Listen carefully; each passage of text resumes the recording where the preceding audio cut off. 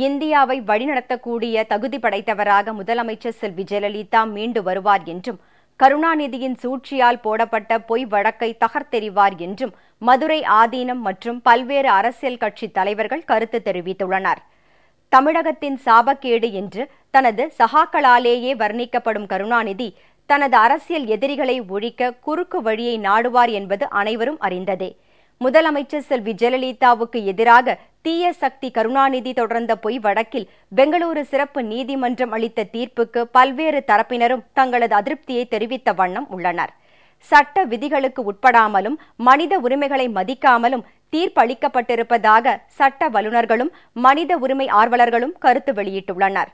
சட்டத்தை மதித்து நடக்கும் முதலமைச்சர் செல்வி ஜெயலலிதா தாம் நிரபராதி என்று விரைவிலேயே நிரூபித்து இந்தியாவை வழிநடத்தக்கூடிய தகுதி படைத்தவராக மீண்டு வருவார் என்று மதுரை ஆதீனம் மற்றும் பல்வேறு அரசியல் கட்சி தலைவர்கள் உறுதிபட தெரிவித்துள்ளனர். தமிழ் பெருமக்களுடைய நல்வாழ்வுக்காக இரவையும் பகலாக்கி உழைத்துக் கொண்டிருக்கின்ற நம்முடைய புரட்சி தலைவி அம்மா அவர்களை இந்த புனையப்பட்ட பொய்யான வழக்கு அங்கே அரங்கேறி இருக்கிறது. அம்மா அவர்கள் இந்த தடைகளை தகர்த்தெறிந்து நிச்சயமாக இந்த நாட்டிலே மிகப்பெரிய மாபெரும் எழுச்சி ஏற்படுத்துவார் என்பது உறுதியான செய்தி என்பதை இந்த நேரத்திலே சுட்டிக்காட்ட விரும்புகிறோம்.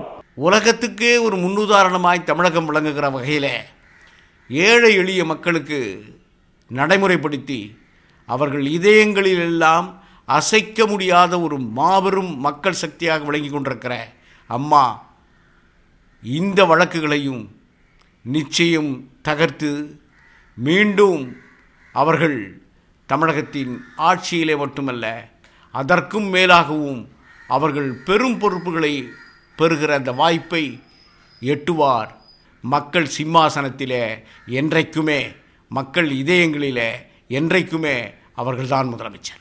ஒரு அரசியல் ரீதியாக மாண்பு முதல்வர் அவர்களை பழிவாங்கும் நோக்கத்தோடு இது போன்ற சிறை தண்டனையும் இது போன்ற 100 கோடி ரூபாய் தண்டனை என்பது ஏற்றுக்கொள்ள முடியாது. நிச்சயமாக மாண்பு முதல்வர் அவர்கள் சட்டத்தையும் சட்டமன்றத்தையும் மதிக்கின்றவர்கள். நிச்சயமாக மாண்பு முதல்வர் அவர்கள் இதை அப்பீல் செய்ய போகிறார்கள். அப்பீலிலே வென்று வரப்போகிறார்கள். மீண்டும் தமிழகத்தில் முதல்வராக வருவது உறுதி. தமிழக மக்கள் மத்தியில் அவர்களுடைய உயிரிலும் மேலாக போற்றக்கூடியவர்கள் மாண்புமிகு தமிழக முதல்வர் புரட்சி தலைவி அம்மா அவர்களுடைய நிலையாக இருக்கிறது. ஆகவே தமிழக மக்கள் என்றென்றும் மாண்புமிகு தமிழக முதல்வர் புரட்சி தலைவி அம்மா அவர்களைத்தான் முதல்வராக ஏற்றிருக்கிறார்கள். அது நாடறிந்த உண்மை. இந்த கேஸ் என்பது இடையிலே நிலவை மேகம் மறைத்தது போல்தான். மாண்புமிகு முதலமைச்சர் அவர்கள் இந்த வழக்குகளை உடைத்தெறிந்து மக்கள் முன் நிச்சயமாக மக்களுக்காக ஆட்சியை நடத்துவார் என்பதிலே எந்த சிறிதளவும் ஐயமில்லை. அனைத்திந்திய அண்ணா திராவிட முன்னேற்ற கழகத்தின் கோடான கோடி தொண்டர்கள் சோர்வில்லாமல் தளர்வில்லாமல் மாண்புமிகு முதலமைச்சர் அவருடைய எண்ணங்களையும் செயல்களையும் நிறைவேற்ற களம் காணுவார்கள் என்று இந்த நேரத்திலே நான் நம்பிக்கையுடன் தெரிவித்துக் கொள்கிறேன். கடுமையான தீர்ப்பு நீதிமன்றம் வழங்கியிருக்கின்றது. இதை தமிழக மக்கள் இதை ஏற்கவில்லை. தமிழக மக்கள் துயரத்தில் இருக்கின்றார்கள், சோகத்தில் இருக்கின்றார்கள். இந்த தீர்ப்பை எதிர்த்து மேல்முறையீட்டு செய்து கண்டிப்பாக இந்த வழக்கிலிருந்து மீண்டும் தமிழகத்தினுடைய முதலமைச்சராக அவர்கள் வருவார்கள் என்பது உறுதி. இந்த தீர்ப்பு எதிர்க்கட்சியினுடைய சூழ்ச்சி என்பதை நிரூபித்து இந்த தடைகளை தகர்த்தெறிந்துவிட்டு மீண்டும் தமிழகத்தினுடைய பெரும்பான்மை முதல்வராக தமிழ் மக்களுக்கு ஆதரவாக இருப்பார்கள்.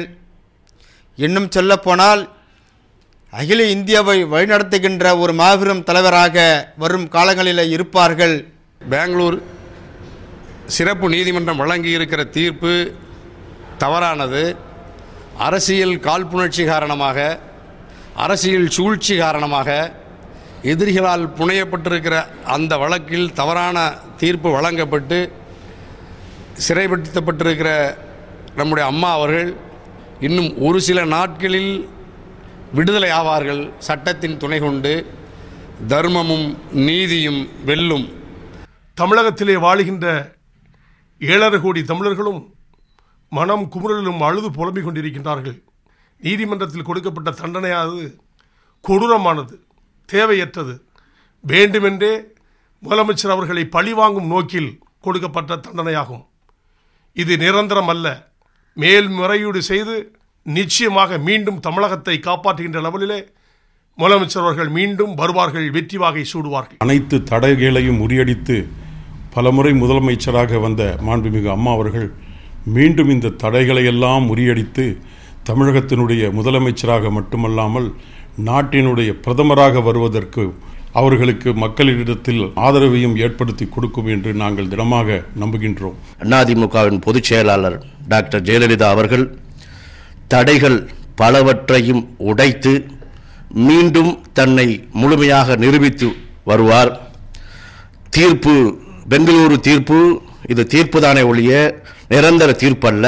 மீண்டும் தமிழகத்தை ஆளும் காலம் வெகு விரைவில் உள்ளது. எத்தனையோ பொய்யான வழக்குகளை சட்டப்பூர்வமாக எதிர்கொண்டு தூள் தூளாக்கி வெற்றி கண்ட மாண்புமிகு அம்மா அவர்கள் இந்த வழக்கையும் தூள் தூளாக்கி காட்டுவார். சோதனைகளை சாதனையாக்கக்கூடிய வல்லமை படைத்தவர் மாண்புமிகு அம்மா அவர்கள். தமிழகத்தின் முதல்வராக மீண்டும் ஆட்சிக்கு வருவார். தமிழக மக்களுக்கு நல்லாட்சியை தருவார். அம்மா அவர்கள் மிக கடுமையாக காவேரி பிரச்சனையிலே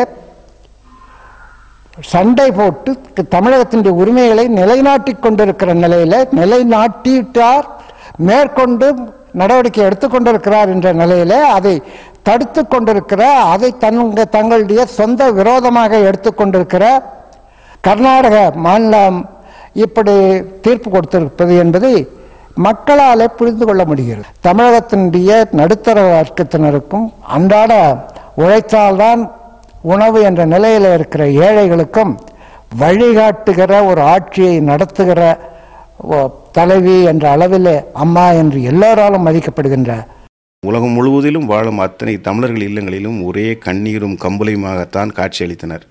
நீதி தண்டிக்கப்பட்ட நாள், நேர்மை தண்டிக்கப்பட்ட நாள், நியாயம் தண்டிக்கப்பட்ட நாள், தர்மம் தண்டிக்கப்பட்ட நாள். ஆனால் நமது முதல்வர் புரட்சித் தலைவி அம்மா அவர்களுக்கு இதுபோன்ற எத்தனையோ சத்திய சோதனைகளை கடந்து வந்தவர். நிச்சயமாக ஒரு புடம்போட்ட தங்கமாக வெளியே வருவார். எங்களுக்கு அவர்தான் முதல்வர். நாங்கள் முதல்வர் அம்மா என்றுதான் நாங்கள் அழைப்போம்.